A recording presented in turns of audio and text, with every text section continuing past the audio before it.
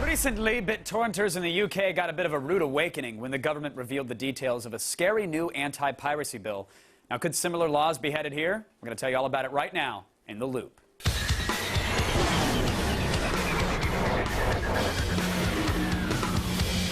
Joining me from San Francisco to help us make sense of it all, staff writer for CNET News, Caroline McCarthy is here. Hello, Caroline. Hey, how are you? I'm doing very well. A lot better than people in the UK right now, apparently. Oh, yeah, seriously. The Queen came out and she waved hello and then announced the Digital Economy Bill, which I don't know what that means. It happened last week. It's got a lot of attention over there, but what is this thing all about, Caroline? Well, first of all, it might be the best euphemism since No Child Left Behind. But wait, this is going to stimulate the digital economy, right? By suing people, and therefore there's going to be money made out of this. I guess so. Well, Okay. Basically what this is, it's an incredibly stringent set of anti-piracy regulations that say internet service providers must send cease and desist notices to people who are caught downloading copyrighted files like music or movies or, you know, whatever. Sure, but a cease and desist, that's nothing new. That's old hat or crown, as we see. But if they don't, the ISPs are going to be held liable and can be fined up to £250,000.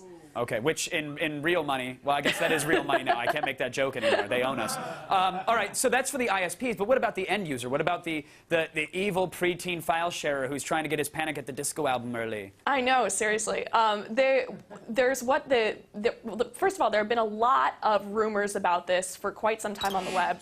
And one of the rumors that's been going around that, as it turns out, is true is what's become known as the 3 strikes rule. And that means that if you are caught downloading copyrighted music or movies, and then you do it again because you really want the new Lady Gaga album, and then you do it again because you missed last week's Gossip Girl, then you could have your internet shut off. And so they're literally going to shut off the internet to your entire household. It's not even for that one user. They just say, okay, you really like the Gaga, you downloaded her album 3 times, and now you're completely cut off, right? That's what they're saying they're going to do. And do these fines and bans, they sort of appear to live outside the legal system, right? It's as if the entertainment companies can subpoena the ISPs, and if the ISPs don't give up the info, then the end user can get sued and in trouble, and... Well, yeah, that's certainly something that seems a little odd that's in the current wording of the provisions yeah, it doesn't involve going to court in most cases. And I think, yes, there could be a problem about that.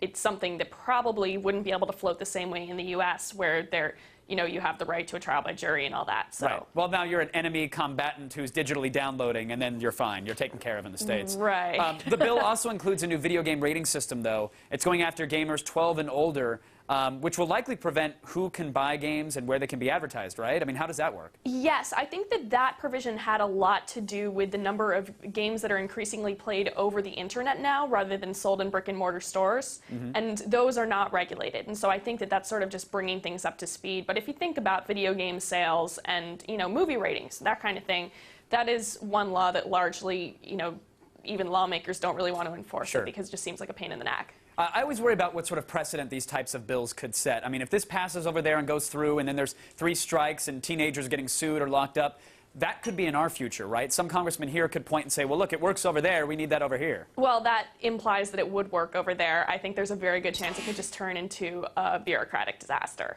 Oh, yeah, well, that's what we do best. Sweet.